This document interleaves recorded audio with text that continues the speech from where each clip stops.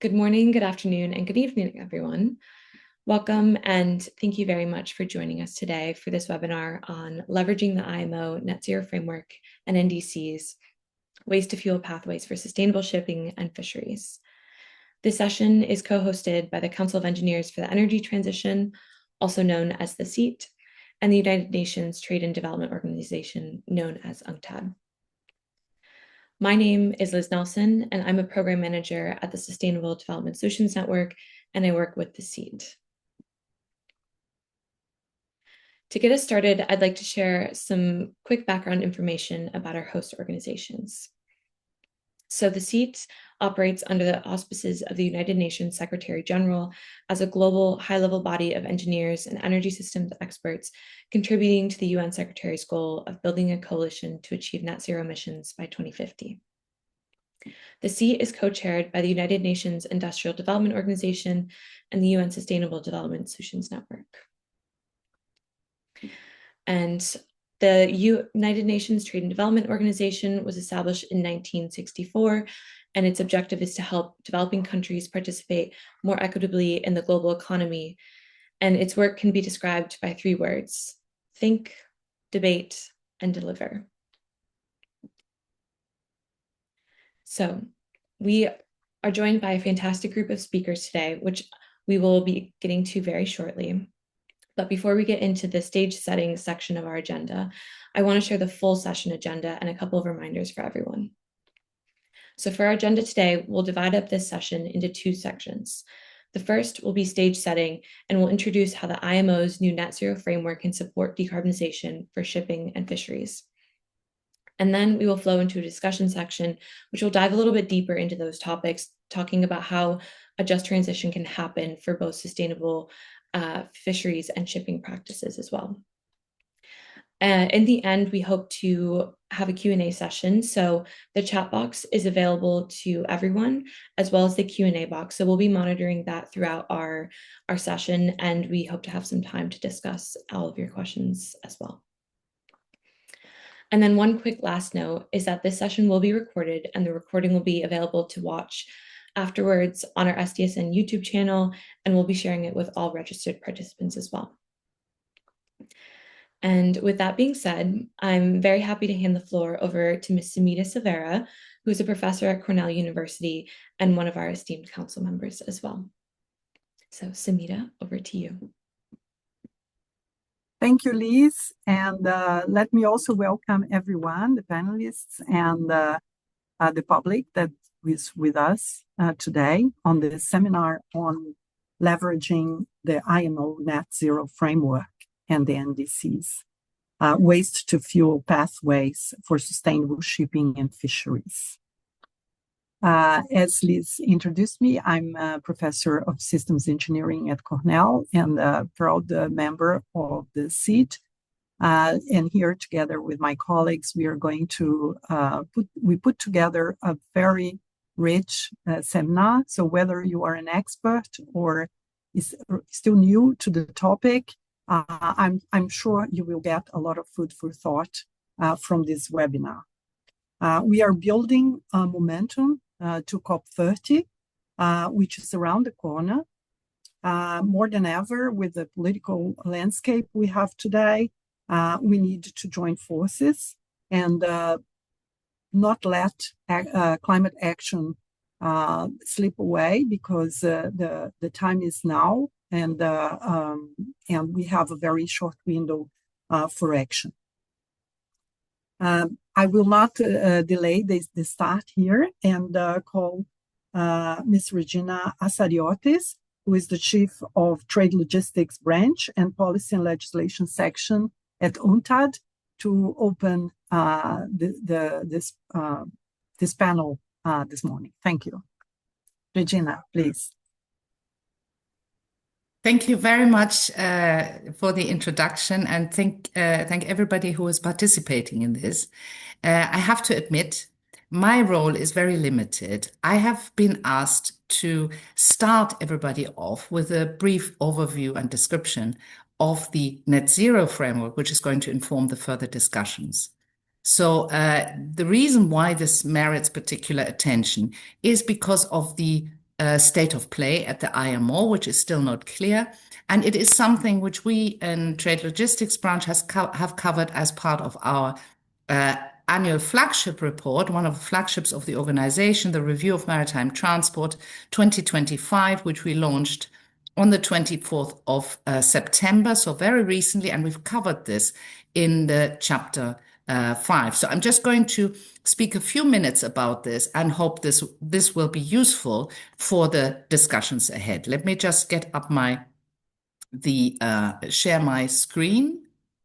Where is that? Sorry. Apologies. Share. Yep.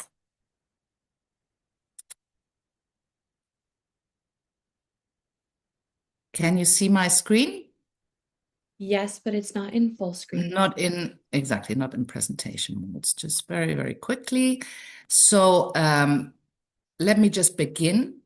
Of course, the net zero framework, of which everybody has heard, deals with greenhouse gas emissions from international shipping. And that is an area of concern, particularly because greenhouse gas emissions from international shipping are not covered by the NDCs. They're not part of the national obligations. And are therefore, the negotiations are happening under the auspices of the IMO. Overall, globally, emissions are in the range of 3%, which is too high, in particular, given that they are likely to rise in line with demand for transportation. So it is necessary to do something about emissions reduction. And the IMO has been working on this for a while, most notably in 2023, a strategy on reduction of greenhouse gas emissions was adopted, which envisages that international shipping would reach net zero on or around 2050. And it envisages certain steps to get there. And one of these steps is the adoption of so-called midterm measures. And the net zero framework is really the set of midterm measures that was being considered, debated for some time, and has now been in principle agreed. So let me just give you a very quick overview. It's a set of draft regulations, as mentioned, midterm measures for greenhouse gas emissions control from international shipping, combining a global fuel standard and a greenhouse gas pricing mechanism for ships equal or above 500 gross tons, and also establishing a net zero fund. Interestingly, this framework was agreed at the committee, at the Marine Environmental Protection Committee in April, not by consensus, but it was agreed. And under normal circumstances, one would just say it is expected to be formally adopted in due course, but that is not the case this time. So the formal adoption will be considered, in fact, at a special session of the MEPC next week, 14th to 17th of October, so we're just in time here. But it is not clear whether it will be adopted. If adopted, the new regulations would be included as an additional new chapter to the main Marine Pollution Convention, MARPOL, Annex 6. Annex 6 deals with air pollution from shipping and is a separate annex, so not all MARPOL Annex 1 and Annex 2 countries are a party to Annex 6, but it has at this stage 108 contracting states. So if it enters into force, if it is formally adopted, it will enter into force 16 months later and would be implemented as from 2028. Why are we not saying that it is a done deal effectively? Why is it still not clear if it will be going through?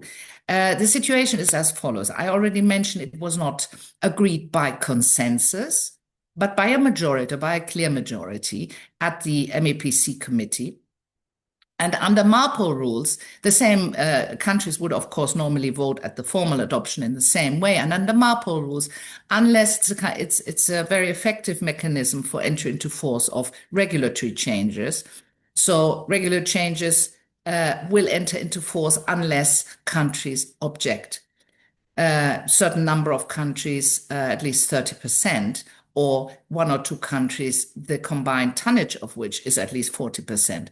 What happens this time is the following. So these countries agreed by a majority on the framework, but notably, the United States of America did not participate in the negotiations and made it clear from the outset that it was opposed to this. Now, in August, I think it was the 12th of August, the United States administration issued a statement supported by 5 departments where it made it clear, this is publicly available, you can just Google it, where it made it clear that it considered the net zero framework against the national security interests of the United States. And it also effectively foreshadowed the possibility of some retaliatory action against countries that might support it. And that explains why it is not entirely sure what will happen now at this session next week. So that I think is important to get out of the way to be clear about. Now, in terms of substance, what is the net zero framework about? I already mentioned the global fuel standard and the pricing mechanism, and I have another slide on this, but this is just to recap. There's also an IMO net zero fund, and that is important to collect and disperse revenues that might be generated. And that is particularly important for developing countries because it could provide financial support for decarbonization measures, including related coastal and port infrastructure adaptation, and also mitigate negative impacts on vulnerable states, in particular small island developing states and least developed countries. If it is adopted, it's going to represent an important milestone towards a regulatory framework, which we don't have at the moment. But as mentioned, the decision was not taken by consensus. Now, in terms of how popular is it, I mentioned the objections already expressed by one important IMO member state, but concerns of the industry are in relation to implementation difficulty and costs of implementation and lack of certainty on some aspects. From others, it is not enough. So there is already some initial research out which suggests it might not achieve the target of net zero around 2050 and support adequately the uptake of zero or near zero greenhouse gas fuels, technologies, and energy sources. That the funds available for disbursement aren't enough, and that only large vessels are covered. So these are some of the concerns. But on the other hand, it would be the first time that there is a regulatory framework, so that would push things ahead. If it doesn't get adopted formally, then the question is what then? And there actually the industry, and you should note there is a difference, the shipping industry is divided into the container shipping industries, the liner operators, very concentrated. They are very much in favor. The Trump shipping industry, that is bulk carriers of in tankers, they are not necessarily so much in favor. But in all cases, the industry is agreed they wouldn't be happy if it doesn't go through. It's sort of the least worst option for them in any event, simply because then we would expect nationally different approaches. And that is the worst for a global industry, which of course should have global rules in place. So effective implementation of this framework would be critical if it gets adopted. And implementation guidelines are part of that, and they are expressly to be developed. So this is very important to know. It is really just the framework, and a lot of the detail would need to be fleshed out. Here you have on one slide, I don't want to go into detail, just a global fuel standard, so a reduction of a global fuel intensity using a well-to-wake approach with reference to 2008 data for the industry over time, and carbon pricing mechanisms, so ships of a certain size emitting above a certain base target and a direct compliance target would need to acquire remedial units. And just for reference, you have here what the global fleet looks like at the moment. So it's not all vessels that are covered, but the large ones which are responsible for most emissions. The revenues, again, under this net zero fund which remains to be established. There's not much detail in the framework itself, how, and the operation of this fund as well would need to be established. But it would serve to, of course, cover administrative costs and then reward low emission ships and the use of zero or near zero fuels, support innovation, research, infrastructure, and just transition in developing countries, seafarers as well, capacity building, technology transfer, and mitigating the impacts on CIDs and LDCs, and regard is also being given to food security. So what we have been saying in the review, among other things, is that clear implementation guidance will be vital and all stakeholders should engage in this work at the IMO if and when it is adopted, this net zero framework is adopted.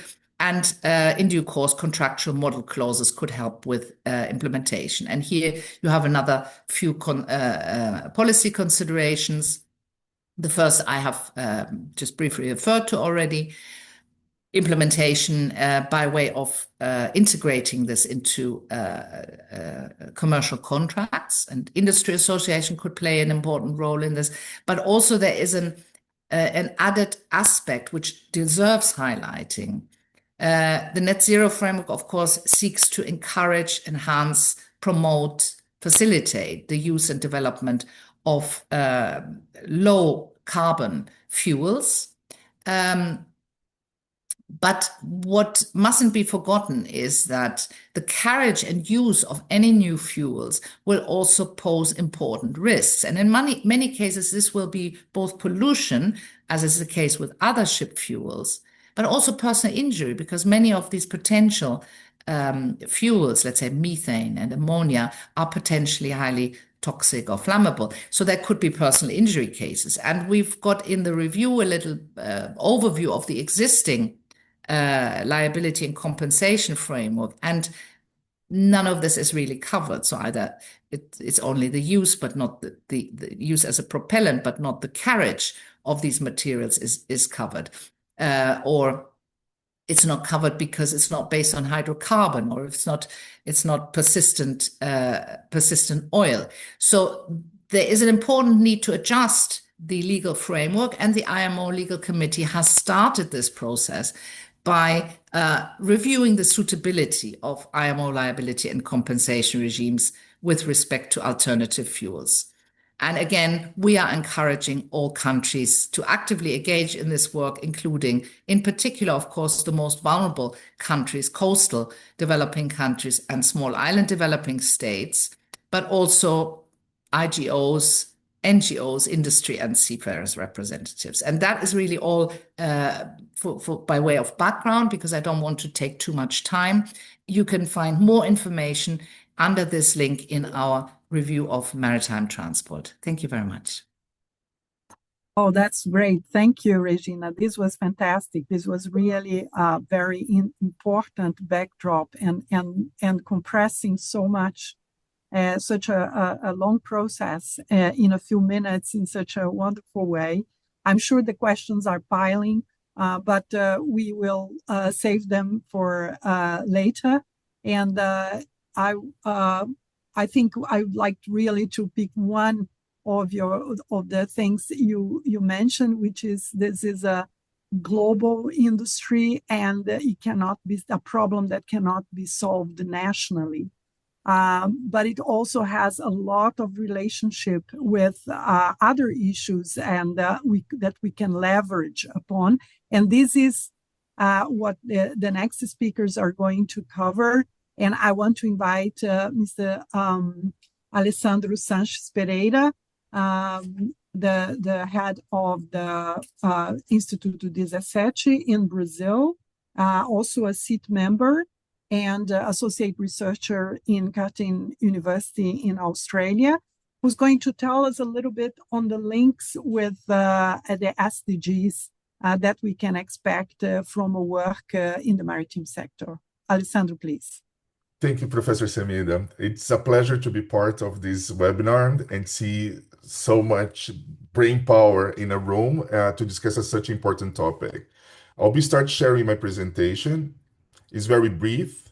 It's just to give an overview of the topics that we can discuss later in the second panel as well. And my colleague Roberta, that will be joining us, also will give more information in the background. So as the starting point, we are going to be looking at possibilities to start reducing emissions for the shipping and fishing industry. So the idea is to look what are the potentials that are not untapped in developing countries and port cities. So that was the starting point of this discussion, and we prepare a summary of the work that we are doing at CEET about this topic. So from waste to waves, let's start our presentation.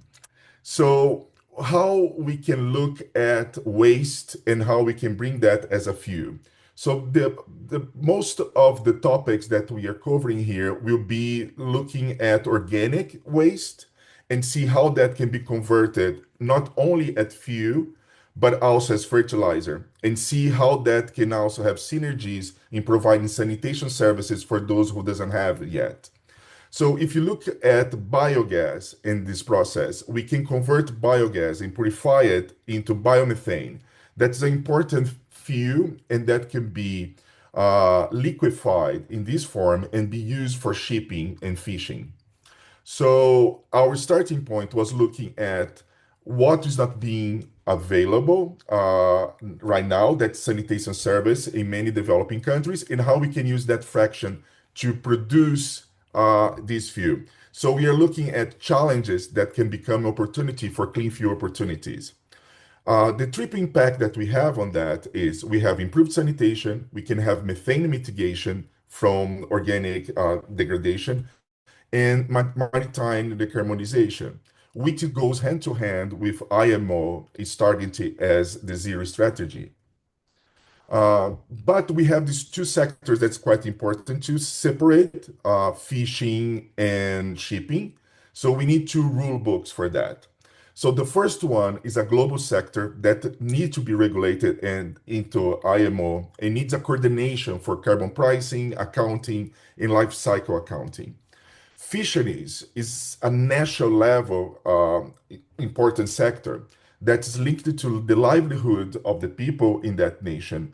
There is a direct connection with food security and local economies, and then can be used to drive in the NDCs, and also to improve the blue economy in those countries. So there is a shared opportunity for both sectors that is using waste to biomethane as a unified solution for this global challenge at local and global level. What is a challenge can sometimes be converted into opportunity. So if you got to these three topics here, sanitation and waste, methane and climate impact, and maritime emissions and health, we have numbers that surprise us. So there is like 3.5 billion people without sanitation in the world today. So there is something that we need to address. Most of this waste is based on organic waste. Uh, if you look at that organic waste being degraded without any management, we have the methane emissions, and methane is 20 times over the more than 27 times stronger than CO2 when it comes to a 100-year period. But if you look at a short time as 20 years, it's 80 times more potent than CO2. So tackling this methane emission can cut or can impact global warming quite effectively in the short run. So we need to consider that in our discussions. And if you look to maritime emissions, there's almost 3% of the global emissions in greenhouse gases come from the maritime sector. And there are a lot of air pollution related disease comes from port areas that the World Health Organization map. So those are important topics or important challenges that becomes an opportunity to not only improve air quality, also reduce emissions of greenhouse gases and provide sanitation and waste management.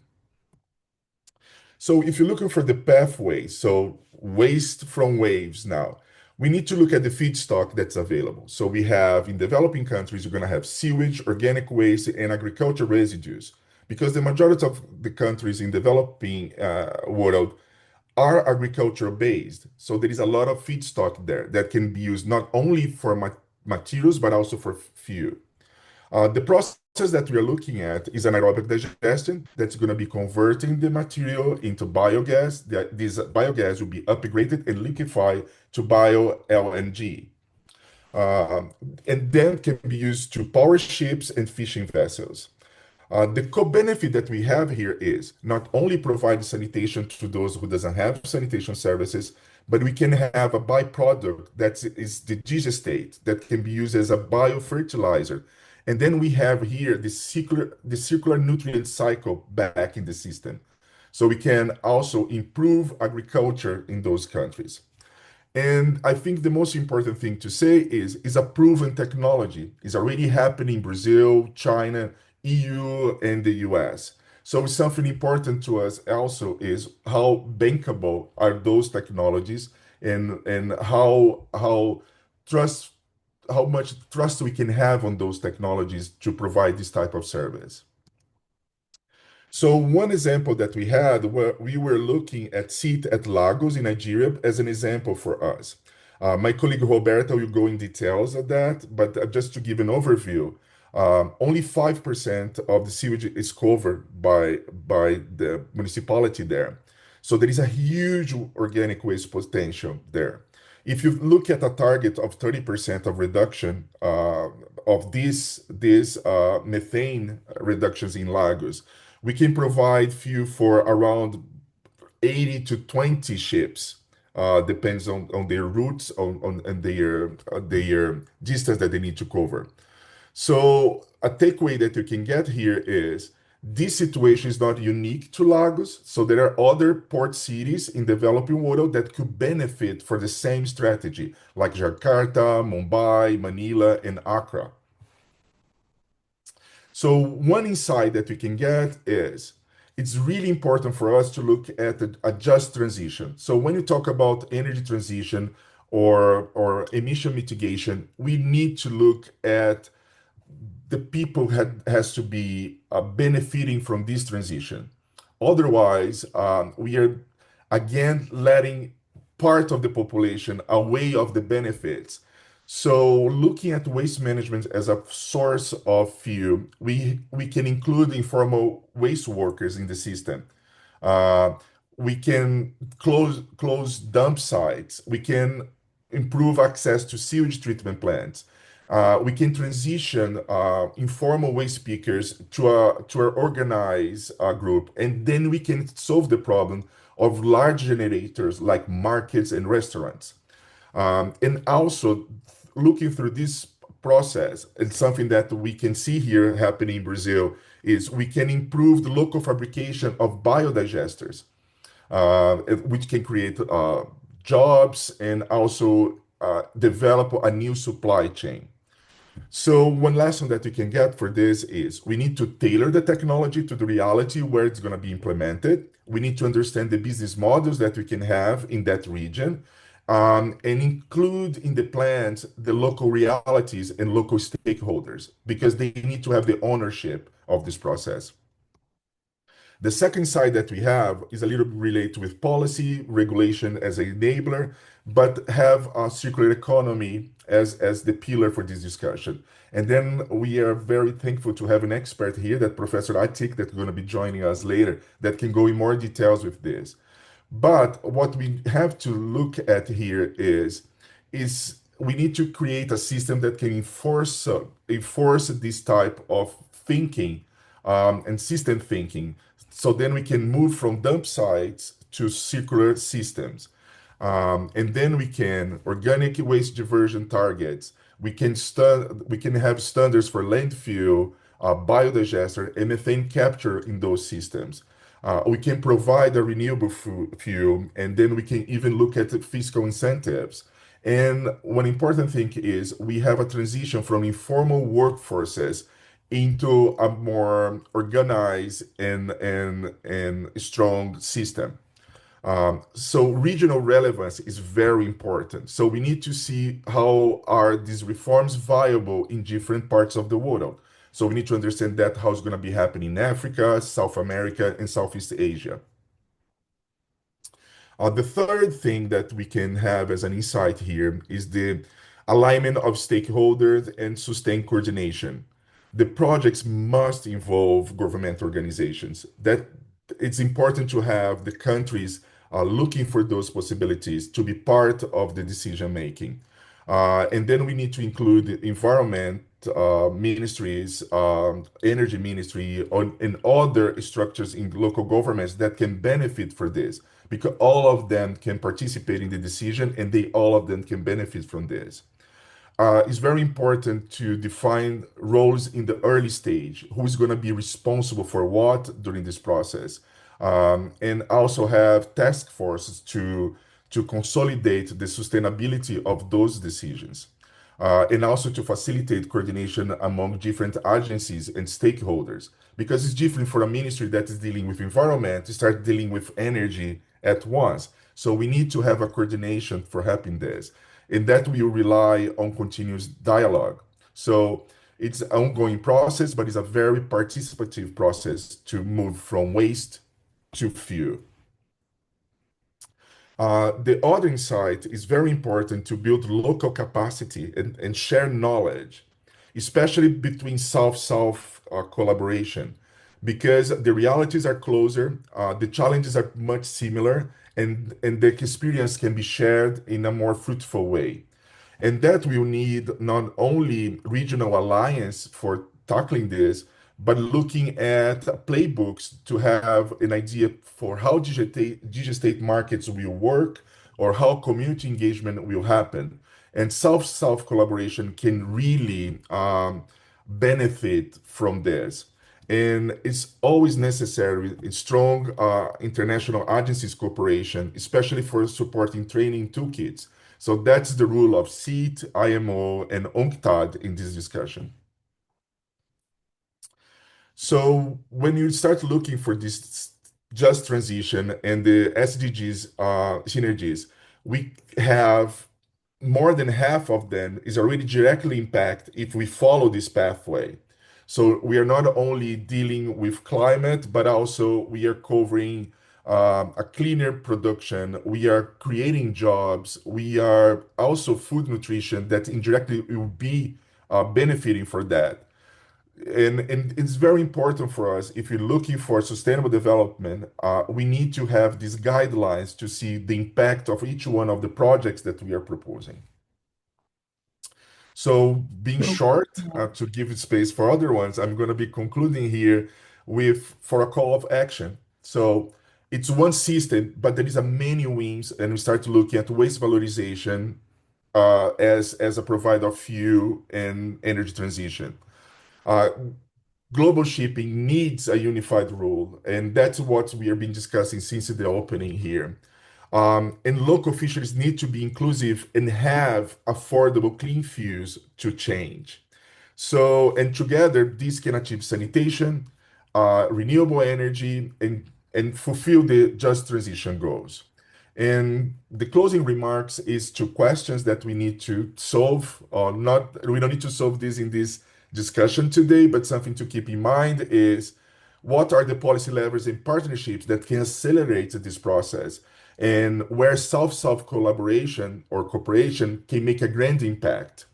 So I'm rushing in because I think there is a lot of discussion that we can have here, and thank you so much for the floor.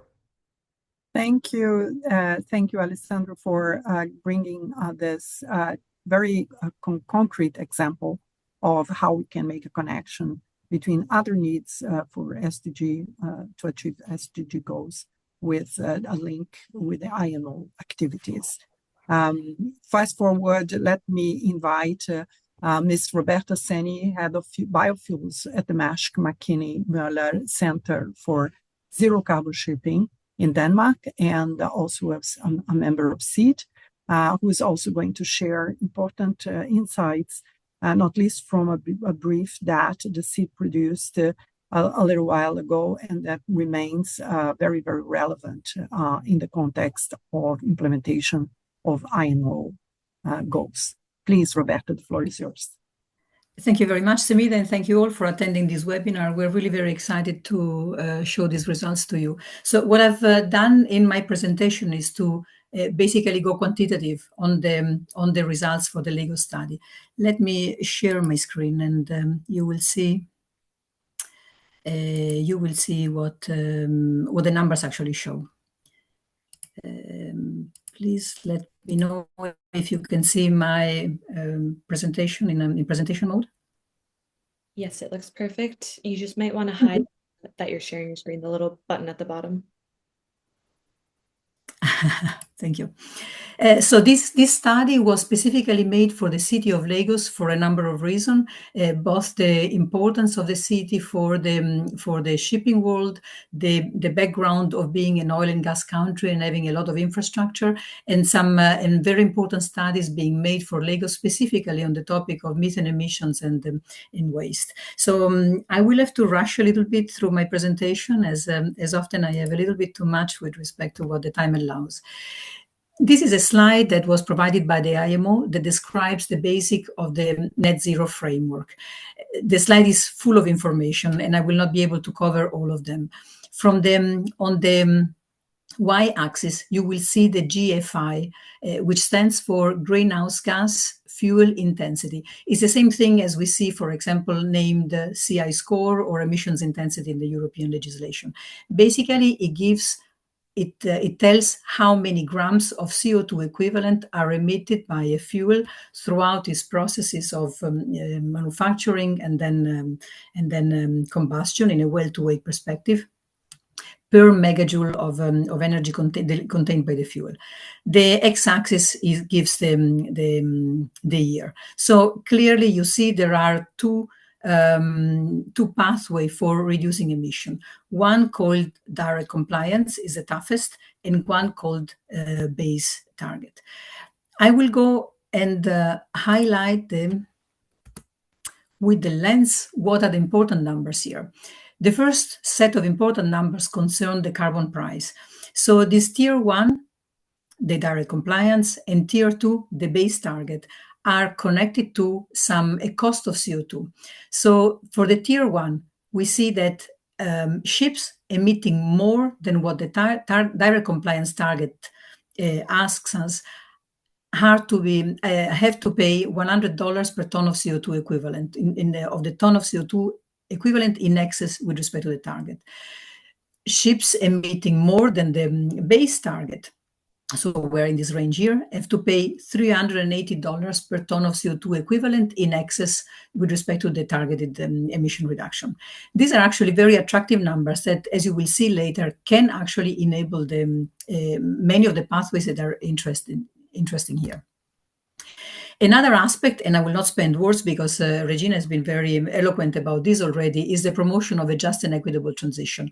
Part of the funds in the net zero framework are actually intended to go into the support of least developed countries and the small island development states that actually embark in the journey of supporting the shipping industry towards a transition. The third element that I would like to highlight here is that today, of the 112,000 ships that Regina mentioned in her introductory talk, 35,000 are directly covered by the IMO. These are the ships that have a tonnage higher than 5,000. And there are 35,000 of those. They are all operated with conventional fuel. This means liquid fossil fuels. Marine diesel, MGO, VLSFO, there are a number of those. However, very importantly for this discussion, there are roughly 900 ships already today sailing on LNG as a propulsion mean.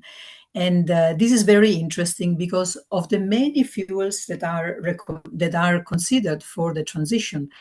Bio-LNG is one of the very few fuels that can actually transform efficiently waste into a fuel applicable for the shipping industry. So, and bio-LNG is one-to-one interchangeable with LNG.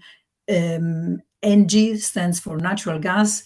In chemical terms, we are talking about methane. A methane molecule is the same whether it comes from a fossil fuel or whether it comes from a renewable fuel. So bio-LNG is very attractive because it can actually be used for this already 1,000 ships that are operating today. So Bio-LNG, as Alessandro mentioned, can be produced out of waste. In mega cities are, in terms of biofuel production, and this is the reverse side of the medals. So in terms of biofuel production, they aggregate large amount of waste. And this makes, partially solves one of the very big problems in manufacturing of biofuels, which is feedstock aggregation. So the question that our question here in the CEET was, can megacities provide biofuels? Can the biofuels obtained from transformation of the waste produced in megacities be an economical solution for the decarbonization of the shipping industry? And this is the question that we try to answer. And here are some numbers. Sorry, before the numbers, I will show just a quick perspective on how the supply chain very broadly and very simplified works. Here on the top left side, we have sources of feedstock. It could be wastewater sludge, food waste, or landfills. This waste can be transformed by anaerobic digestion into biogas. The leftover from anaerobic digestion is a fiber, degassed fiber, that can have many applications. And Alessandro already was talking about that. Biogas is roughly 50% methane and 50% CO2. The CO2 can either be let to the atmosphere, is biogenic, so it doesn't add a carbon contribution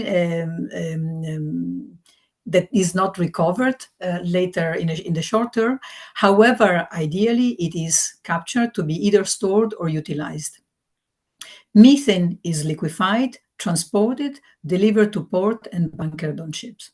There is a need of renewable electricity in the process. This is all. This is, of course, need to be provided. So, how much biomethane could the city of Lagos deliver? We have, through a number of reports available publicly, we have obtained a number that roughly 50,000 to 80,000 tons per year of biomethane could be generated by food waste. A second element we were mentioning before is wastewater. Between 0 and 40,000 tons per year could be coming from anaerobic digestion of wastewater. The 0 is because the process, how efficient this process is going to be with respect to generation of waste, depends very much on the type of collection of type of aggregation of wastewater. Finally, we have the landfills. There has been a very important report lately from the RMI that has actually basically looked into all the landfills that was actually a report covering worldwide, but specifically for the Lagos area. We see that already these open dumps named here, so 7 or 8 sites, can deliver on their own roughly 50,000 tons per year of biomethane. There are more open dumps in the city. They are, however, of smaller size. So can we use this to advance decarbonization of the shipping industry? There are two main questions in relation to that. And the first main question is what is the GFI of this fuel? So we mentioned the GFI, so the emissions intensity of this fuel. What is this? And in our study, when we did an approximate LCA study of this opportunity, we saw that the GFI, the greenhouse gas fuel intensity, is going to be mostly dependent on the methane emission control and the methane emission accounting method that we are having.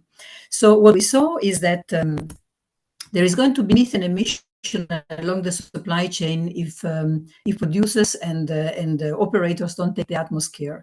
So there are methane emission. There may be methane emission in connection with anaerobic digestion, with liquefaction, transport, port handling, and ship operation. This methane emission would go to the atmosphere if not captured efficiently, if not mitigated efficiently. And as Alessandro explained before, would have a very potent greenhouse gas effect. So on the other hand, there are also methane emissions, the possibility of having negative methane emissions credits.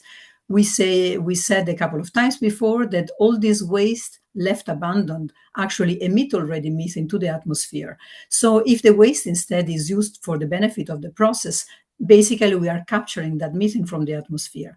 And under certain regulatory framework, that emission can be actually credited. It is not yet clear how the IMO will look into this topic. The LCA methodology is still under elaboration. There are probably the work will be a work in progress for the next many months. What we can see is that depending on whether we can use emission credit or not, and depending upon how sloppy is our supply chain, the GFI could be something below -100, so an extremely strong contender for low emissions as a low emission fuel, or it can be above 35, which basically would hit that 65% emission savings that in certain regulation disqualify a fuel. The second very important item here is the price. We did a pre-feasibility, we did a cost calculation, technical economical assessment based on pre-feasibility information. What we find is that there are, considering the whole plant, and so transport of feedstock to an anaerobic digester, anaerobic digestion, liquefaction, and transport of the bio-LNG outside. What we see is that the capex and fixed costs are important. There are, however, very importantly also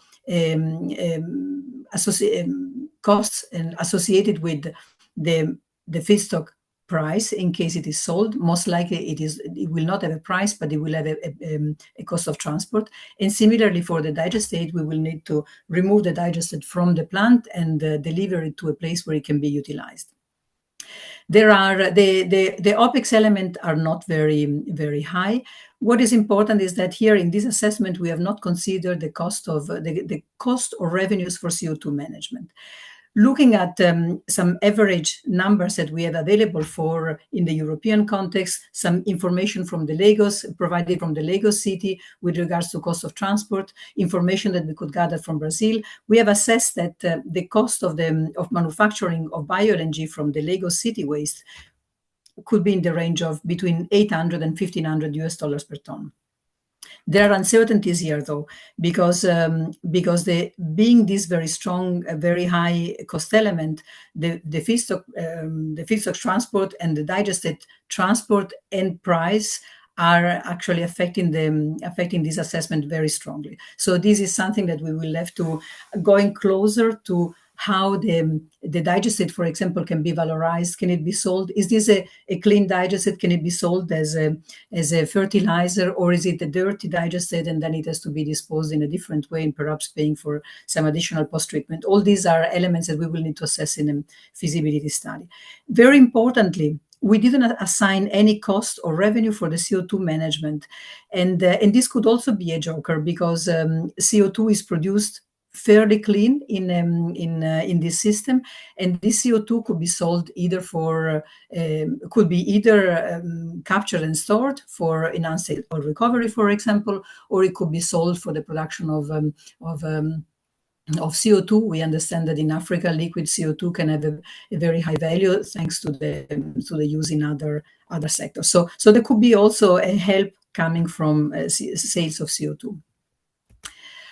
Can we wrap up here? We are running late. I'm at the last slide, and this is the result. Basically, we have in this slide here. You see the bio-LNG price compare in the context of the IMO regulation, and here on the y-axis we have the GFI. So what you see here is that if we are able to produce a bio-LNG with a sales price of $1,100, $1,300 per ton, and the GFI is very low, definitely they will be interested because the price of decarbonization is very much below the cost of penalties for non-decarbonizing. On the opposite end, if our fuel doesn't have a very good GFI and the price is high, then obviously the cost of paying the penalties will be cheaper than decarbonizing, and shipping operators will do so. I will stop here. Sorry for having taken more time, and I will. No, it was great. Really putting some numbers and showing us that how to actually implement this on the ground. And in the same lines, I would like to invite Mr. Sukesh Singh, who's a captain, and will give us the insight from within And right after that, we will jump quickly into the next segment, which is on fisheries, how we can leverage on these issues of the IMO for application into fisheries. Please, Mr. Sinch, the floor is yours. Thank you, Suminda, and hello everyone. I am Captain Sukhjit Singh. I'm Technical Officer with the IMO in Technical Cooperation and Implementation Division. So, as you all are aware, IMO is UN special agency mandated to set, let's say, global regulatory framework to ensure safe, secure, and efficient shipping. Now, how do we do it is another part of it, where majority work is in setting the regulations, but at the same time, when it comes to the TCID division, we support member states in implementation and in achieving compliance of these more than 50, I would say, different conventions which regulate safety and environmental performance once adopted. So, the context, because we are discussing the net zero framework, which will be again on the discussions as we already heard from the previous speakers next week in the MEPC special session. So now, when what is important? I mean, after these two presentation, important for us to see is because within the context of GHG, the work which has been done at IMO, I think before we look into the net zero framework, we need to recollect a little bit on what are the two big umbrellas under which we are seeing the greenhouse gas related work at IMO. So I'll take you back to 2018 when IMO introduced its initial IMO GHG strategy, which was further revised in 2023. The main changes were more ambitious targets for reduction, and this is where we agreed zero or near zero by 2050. So within this 2023 IMO GHG strategy, there was a list of candidate measures, which we heard about the pricing mechanism, but list of candidate measures included short-term, mid-term, and long-term. And now when we speak about short-term, they were more of operational nature, and then the midterm now which we are speaking here is more related to fuels and obviously a GHG pricing mechanism. Now, IMO GHG strategy is not a mandatory document. So, which means it guides it's a strategy which guides the work at IMO for all the member states. So, how is it brought into effect is where the MARPOL comes in the picture. And within the MARPOL convention, we have Annex 6, which provides regulations which are forced globally through the flag states or port states. So, if we look at the short-term measures which were envisioned in the initial strategy in 2018, they came up into the MARPOL as Chapter 4, which regulated efficiency of the ships. They were more targeted towards the design of ships, more on the operational nature of ships. They were energy efficiency design index or energy efficiency operational index. But now with moving to the midterm measures along the strategy pathway, so the last MEPC in March, this net zero framework was let's say approved and now would be adopted hopefully next week. This will bring an additional chapter 5, as mentioned in the first presentation, into the same MARPOL. So then it will become over the period 16 months, it will become a legally binding part of the MARPOL convention within the chapter 6. Now, this IMO net zero framework is a regulatory framework which would combine the mandatory GHG emission limits, because we already know strong component of GFI, and as Roberta explained, so there is a component of mandatory GHG emission limits based on the GFI, and it will connect it to also the GHG pricing across the entire sector. So it will cover, as we heard, ships more than 5,000 gross tonnage and above, which would cover approximately 85% of international emissions from international shipping. So in summary, this framework does provide us with let's say, a clear demand signal and a bit of regulatory certainty. And this is why, as we heard initially, why the shipping industry is supportive of it, because it does provide that degree of certainty which was lacking so far. And obviously, it rewards the first movers.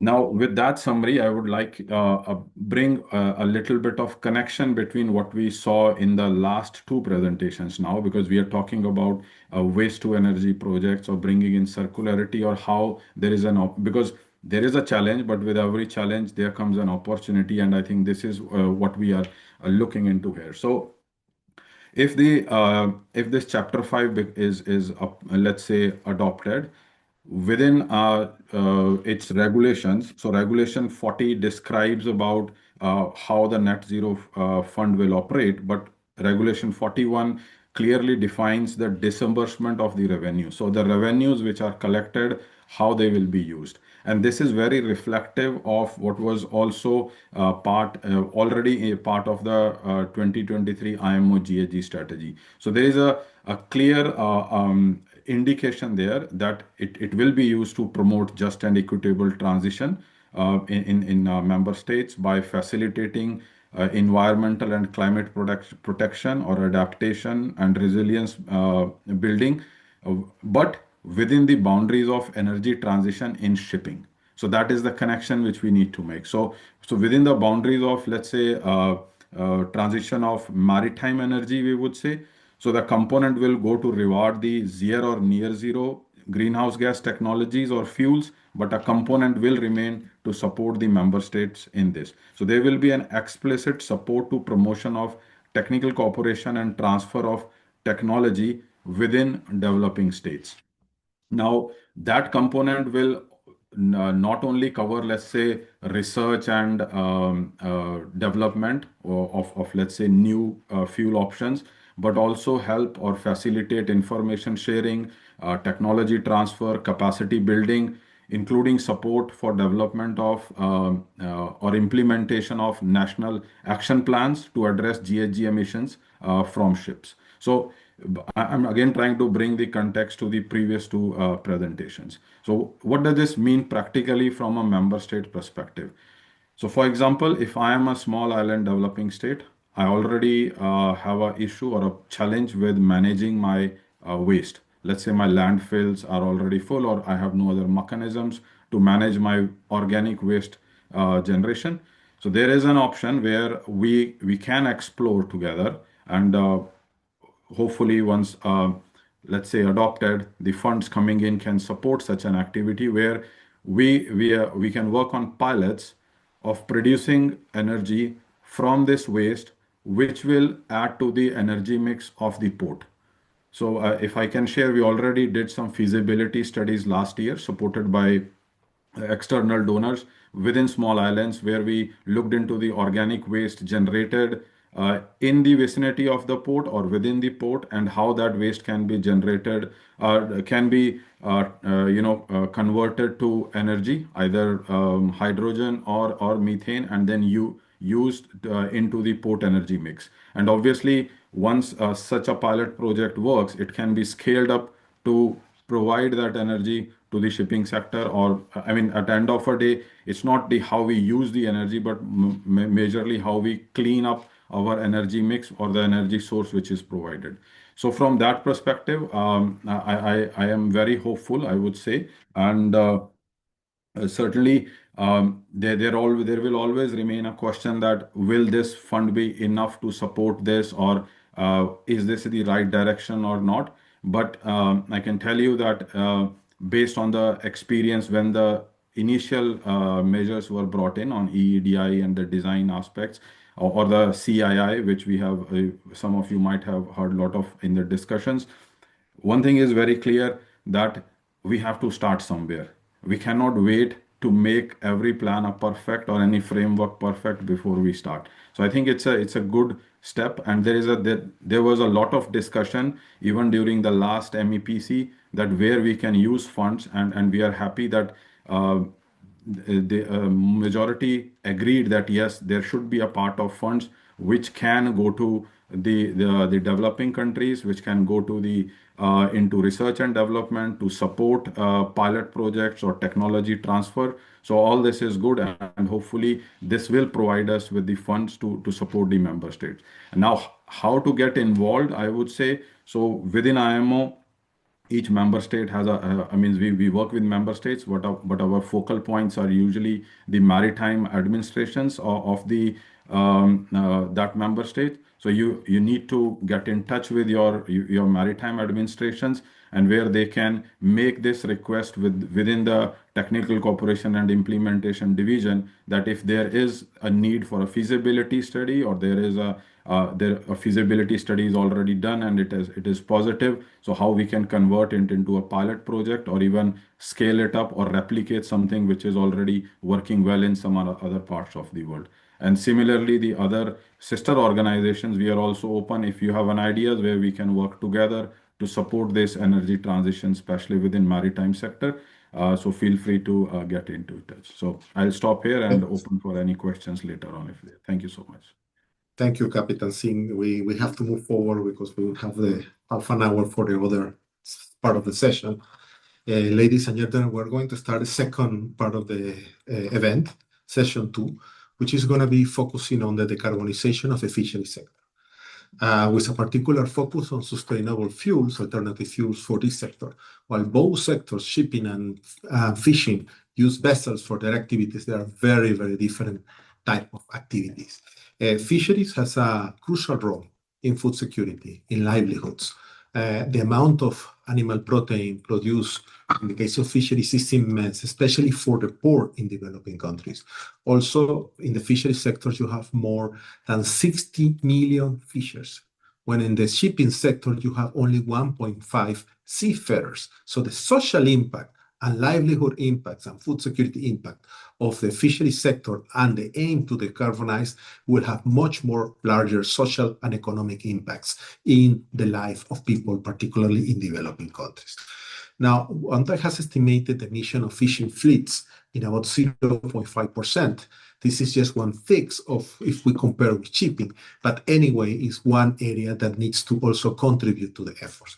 We have here about the IMO regulation. It mainly doesn't apply to fishing vessels because these are more than 5,000 gross tonnage ships. And we have the new WTO fish subsidies agreement. Doesn't list just subsidies to fossil fuels yet, but it may happen in the phase 2. And more importantly, some countries are starting to include fisheries in their commitments on the national determined contributions. So you have an angle where the decarbonization policies for fisheries are going to come more under the Paris Agreement than under the IMO directly. And this is important to consider.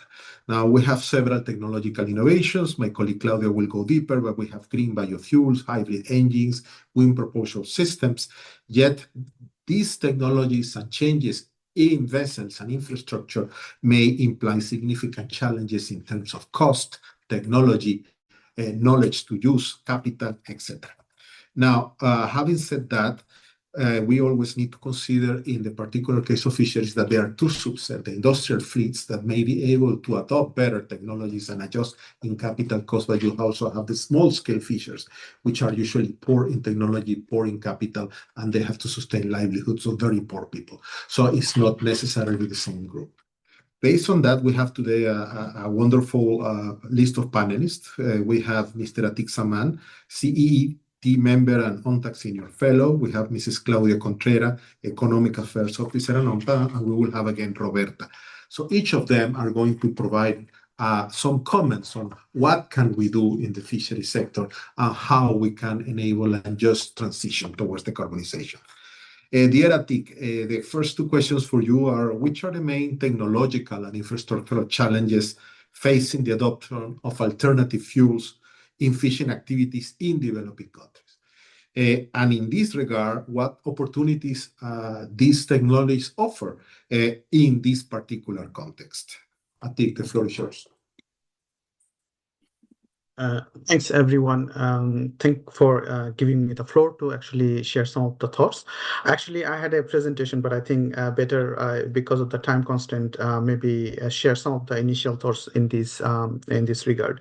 But if we look into like developing country context, I think we need to look into the what is the ground reality in the fishing industry in developing countries offering.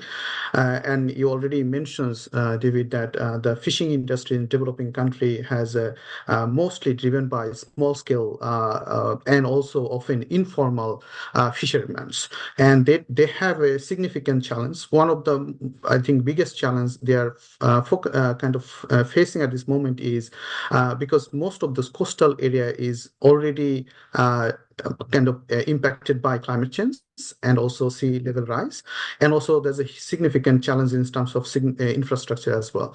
So now we are now looking into those ground reality, and then how we're gonna and kind of going forward to energy transitions. I think we need to look into, okay, what are the different options we have in terms of like fuel options that we have.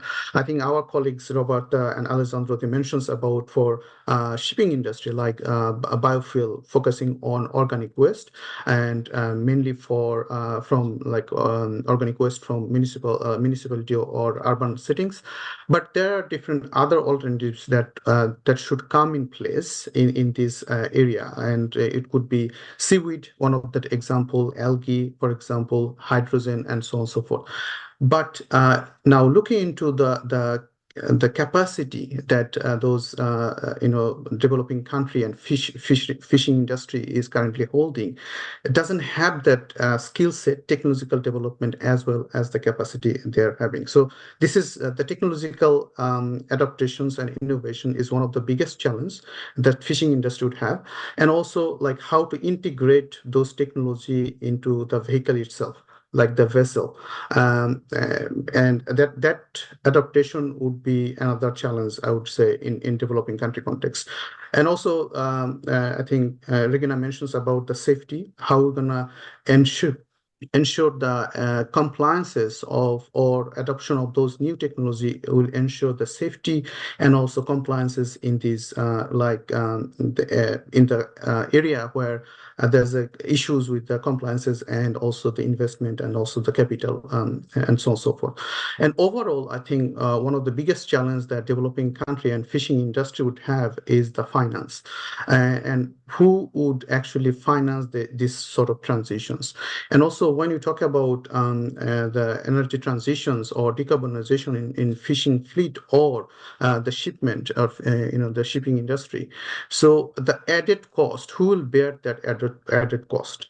So I think this is also one of the challenges that we would developing country would surely actually faces when it comes to energy transitions from various sources of alternate fuel options, but also that will trigger the added cost, and that would often kind of impact the livelihood of the people that we are talking about. So we need to surely consider the ground reality that we are talking about. And so that's, I think this is somewhat like summarized of the challenges that we have. And then from what are the, I think the second part of the question is like, okay, what are the opportunities that we can see? I think to me is like, I would like to see that fishing kind of port or shipping port see as a like circular economy or circular bioeconomy hub. I think this is where significant potential lies, and why it is significantly important that we consider circular bioeconomy or circular bio fuel hub as a fishing port is because if you look into the geographical location of those ports, it brings like in the transition of urban settings, the industrial settings, as well as ocean or blue economy, like the marine, the ocean economy. So there's a huge potential geographically in those port or fishing area that can bring actually the different type of circular bioeconomy solutions or opportunities. And one of the kind of solution is like we are definitely addressing waste challenges because organic waste generating methanes, and it is one of like third largest emitter if you consider like in terms of methane gas emissions, like after USA and China. So landfill greenhouse gas emission is third biggest emitter. So we can address that by actually addressing organic waste and making biofuel. So this is surely one of the solutions that we can actually kind of came across in the circular economy solutions. The second solutions or second opportunity that this fishing industry would bring, actually, it will create a huge number of new job or new opportunity. That's those the coastal in like the areas that is currently suffering from climate change. They're suffering from the livelihood challenges. So that will drive that new jobs, new skills set creations. So it's not only the technology itself, but also how to adapt local technology. And so this is why I think also my colleague Alessandro mentions about localized solutions. So how can we actually adopt context-based, place-based, localized solutions in those fishing kind of area, like where most of this fishing activity is happening.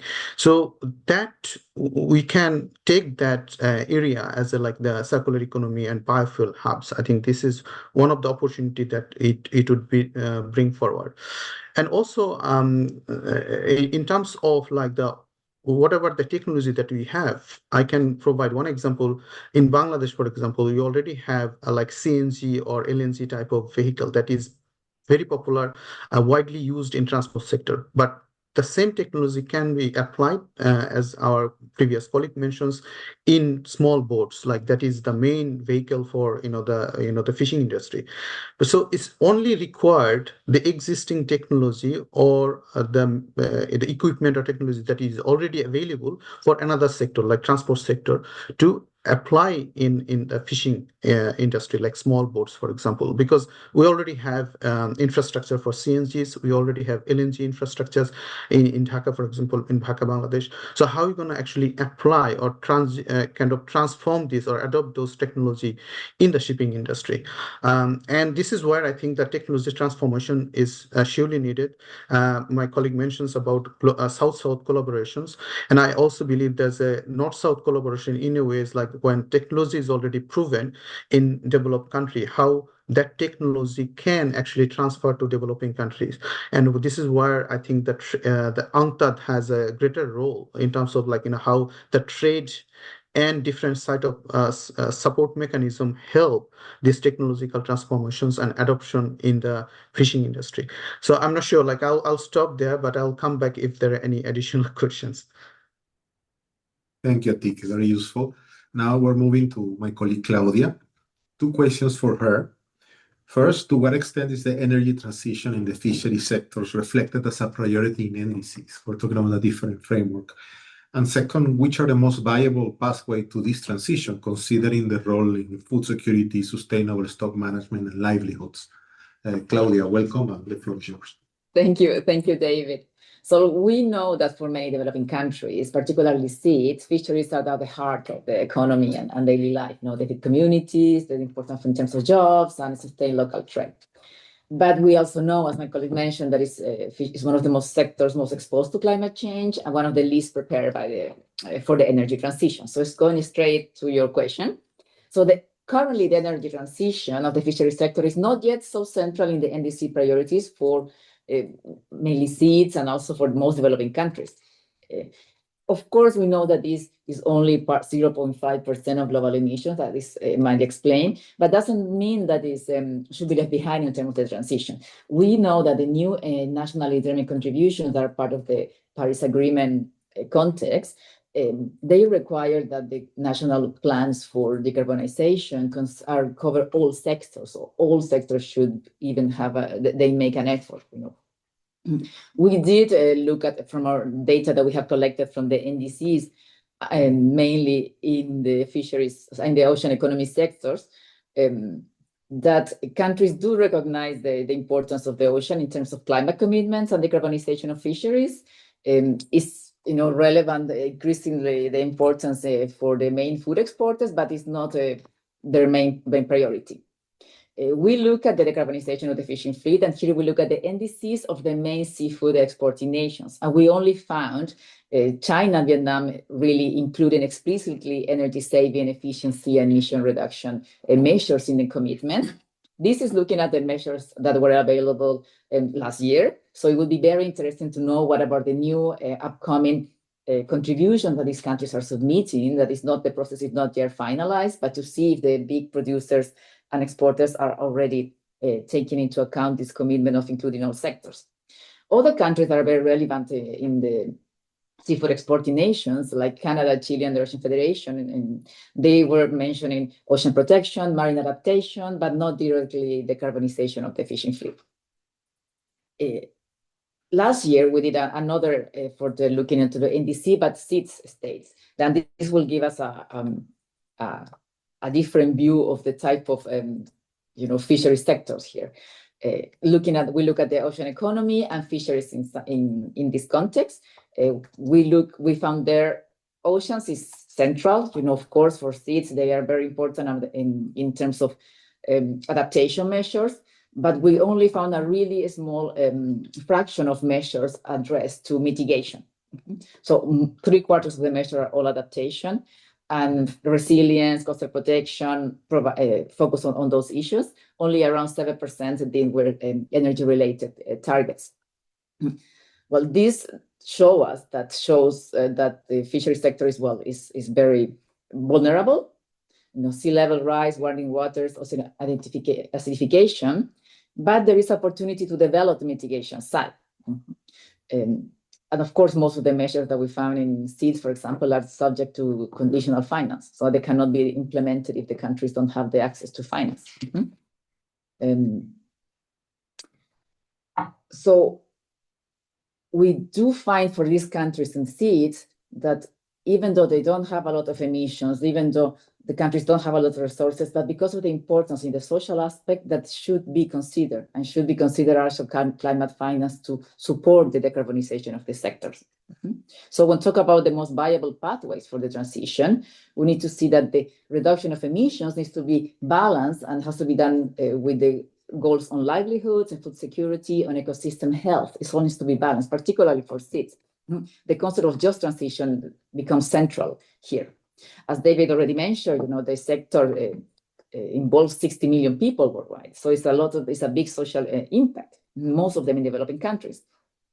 If the energy transition only focuses in decarbonization without looking at the other components and the fact that it's going to be winners and losers, then it will create another problems that will have to be addressed somehow. It will be very different when we're talking about decarbonization of big exporters, in which they have the financial capacity, they have the capabilities and the technologies to really make decisions based on more resources. They can make better technology choices, and they can even shape the path for small scale fishers later. They can invest more in efficiency gains and those issues. However, when we talk about to having a just transition, it will be important three main things. One is to keep the small scale and artisanal fishers in the business, or provide alternative sources on retraining, and then to ensure the stock sustainability, and then cut the fossil fuel dependency across the value chain. From a technical and economic point of view, there are already some paths emerging. My colleagues already discussed some, but we talk about green biofuels. Interestingly, here has to be liquid drop-in from non-food biomass, or fish waste is a very good option that should be considered because it doesn't require retrofit. However, is the infrastructure challenges that are relevant here. We need to have fishing ports that provide this source of fuel. Already was mentioned, green methanol and LNG can also be transitional fuels, but they would imply changes in vessel storage and in design of engines. In the long term, we think about green ammonia, green hydrogen and ammonia, but of course, the safety, infrastructure, and capabilities and cost, as was mentioned. When discussing electric hybrid engines, also are emerging a solution for small vessels. But the capabilities and the access to resources is relevant, and the space. When talking about small farmers, there are also other ways to advance decarbonization that is related to effectiveness and energy efficiency. And here, digital navigation systems and smart fishing tools can help to reduce time at sea and fuel consumption. So it's also to include those. And of course, it's important to redirect fossil fuel subsidies towards energy efficient upgrades. And that will reduce overfishing and support the decarbonization. So it's alignment of incentives. What are the main barriers? Atik already mentioned some: high investment costs, limited technology access, and lack of dedicated infrastructure and regulatory standards. Of course, not only is technology, is cooperation, innovation, targeted finance, training. An important step that could be done to integrate these sections is to include this decarbonization of the fishery fleet in the national plans of nationally determined contributions. Now the plans are finishing, and they have to be submitted to the UNFCCC before the end of the year. However, we're moving into implementation of these plans, and still here there is a space to include coherent strategies and full sectoral strategies that consider the energy transition as well, particularly for the small fisher. Finally, this transition, the energy transition, won't happen in isolation. We need to consider, has to be complemented with trade, with investment strategies. We recently launched a guide to leverage trade for climate action plans, and part of this guide helps to identify strategic sectors, export sectors, or for countries so they can choose, and how to develop. It helps policymakers to design trade-related measures and strategies that can help to incorporate these sectors into NDCs. Then how can be a couple of short ideas that you can find in our publications to how to reduce the decarbonization, so to advance the decarbonization of the fleet. We can use sustainability and carbon footprint criteria, insist for certification and voluntary standards that will increase green competitiveness, and this help to align incentives. If this is already more appreciated by consumers, then will be an incentive to invest on this. Then expand green port infrastructure that enables and facilitate access to this source of low carbon emissions fuels, and then maybe take advantage of regional cooperation frameworks so you can create economies of scale, and then aligning with the phase 2 of the WTO fisheries subsidies agreement that are in progress. Here it's important, as I mentioned before, to redirect all this support to fossil fuels to other type of support that can help to create the right incentives to decarbonize. A few updates before I finish on what we're doing currently. We are working with IMO, with FAO, and DESA, and we're helping to create. We have a project funded by the UN Development Account to help to build monitoring and reporting system for fleet emissions. We're working in Caribbean countries, and we're just starting that with the idea to improve how to measure the CO2 emissions, and then. Because when we know where we are, we know what are the goals, and we can define strategies to reduce. Yep, that would be from my side. So, a little bit more time. Thank you, Claudia. Very enlightening. We still have Roberta and Mr. Singh. As we say in fisheries, you are not off the hook yet. We need you a little bit more. So I will say one question to Roberta and one for Mr. Singh. Now that I have you, I will give 3.5 minutes each. So for Roberta, from your previous presentation and insights on biogas and the contrast with dropping biofuels, what will be experiences or lessons we can learn for the fishery sector to decarbonize? And second, for Mr. Singh, as you know, we have other IMO agreement in process, the Cape Town Agreement on safety in fisheries vessels. When we will enter into force, and would that agreement be a game changer in terms of notifications, especially on MARPOL annexes in the case of fisheries? So 2 small questions for the 2 smartest people at the end. So go ahead. So I'll take mine. And so our learning is that alternative fuels are never going to be cheaper than fossil fuels. That's one of the very big issues, is the problem of aggregating the feedstock. So fossil fuel comes with a very high energy density, very highly concentrated. So it's easy to build very large plants with very, very strong economy of scale. Biomass-based plants have the opposite problem. But that actually here lays perhaps one possibility for the shipping industry, because for the fishing industry, excuse me. So fishing vessels typically use ports that are different from main ports dedicated to the shipping industry. And these small ports might have access to local biomasses, including waste that cannot travel to the large ports, because that would make them very expensive. So they may actually have local biomasses that are underutilized. Then here, an idea of my, and I propose it to the big audience, an idea from my very good colleagues, Joy Bettles from the Maersk McKinney Center for Zero Carbon Shipping. If fisheries were unable to do opt-in in the net zero framework, they could decarbonize their operations, and then the carbon credits could be purchased by the shipping industry. Is this idea going to sound attractive to the ears of any of you working with regulations and suggestion to the IMO? Then you're more than welcome to take it or involve us from the Maersk McKinney Møller Center for Zero Carbon Shipping for sparring. So thank you very much. The floor is yours, Suchit, or Captain Singh. Thank you, Roberta. To Captain Singh, and I have a question also for me in the chat, but captains always go first. Captain Singh.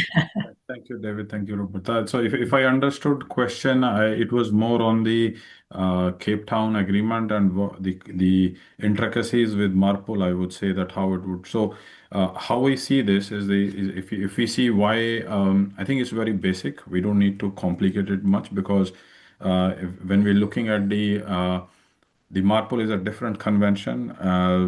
Fishing vessels do not fall into much remit of that. But when we are looking at the Cape Town agreement, it's more on improved safety standards, mandatory safety standards for, let's say, 24 meters and bigger fishing vessels. It tackles IUU fishing. It reduces pollution, which is basically on from fishing vessels, including marine debris, because a lot of nets which were lost. So we already had a project. If you can Google it very easily. It's either Glow Litter or Ocean Litter, which is working with FAO on fishing vessels.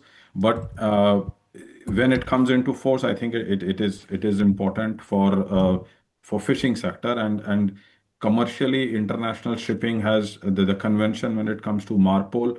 It does not capture that well, because even if you look at MARPOL Annex 5, there was already a question on Annex 5. It relates to operationally generated waste on board vessels. So and that again is to the vessels which are governed within MARPOL Annex 5. So I would not mix the two. I would only hope it comes very soon. I think there's a last run remaining for the Cape Town agreement, so we hope it comes in soon, and that will bring the most desired aspect. I think safety is still a priority before if I wear my captain hat, more than decarbonization. I think safety is a more important aspect. Thank you, sir. It's also, my question was also related to the reporting obligations on the Cape Town agreement and your special identification system, AES, etc. But I got a question on that. I got a question on what future innovations you see in the intersection of geospatial intelligence and maritime decarbonization. This is relevant to the project that my colleague Claudia just mentioned. We're trying to, there are different ways to measure emissions top down, bottom up, top down. There are three main sources of data that could be used, and we're exploring. There are more, but these are the basic ones. IES, automatic identification systems, through geospatial localization and the routes of the vessels. The original objective was to avoid collision, and we can measure the routes and the amount of fuel spent in a specific boat, with cargo, without cargo. We have BMS, which is used very much by fishing vessels for communications and other sorts, and that could also be used. We have also data on that. And finally, fuel data at port. As Roberta mentioned, in some countries, fishing port and cargo ports are together. in most cases, even they are together, they have separate areas and they have different pumps. And the reason is security. An issue is about also not also security of the vessel, but also that fishing vessels are downloading food.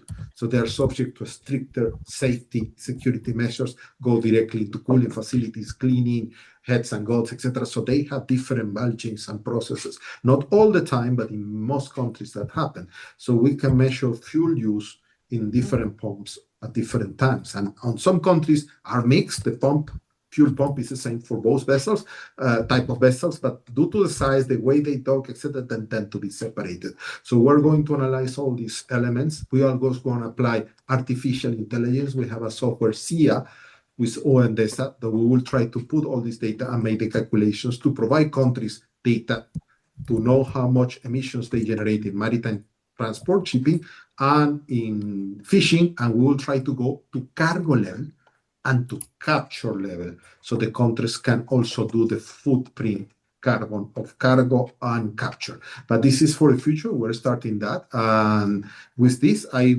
think I responded to the question. So to close, I would say I will not do a formal summary because we're 1 minute beyond time.